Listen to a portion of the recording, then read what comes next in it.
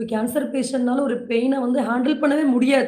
அந்த நிலைமையில அவங்க மனபலவீனம் அடையறதுல ஒரு என்ன சொல்லலாம்? அத நம்ம வந்து ஒத்துக்க முடியும். அந்த நோய வந்து அவங்களால ஹேண்டில் பண்ண முடியாம, மனம் ரொம்ப பலவீனப்பட்டு, அவங்க அதன் காரணமாக பயமோ, இல்ல கவலைப்படுறதுலயோ ஒரு நியாயம் இருக்கு.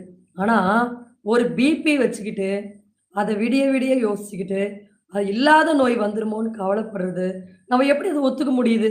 அப்ப கூட இருக்கிறவங்களுக்கு அத பார்க்கும்போது எப்படி இருக்கு? அவங்க பயப்படுறது இல்லாம, இவங்களுக்கு ஏதாவது ஆயிடுமோன்னு நெனச்சு, இவங்களும் பயப்படுறாங்க.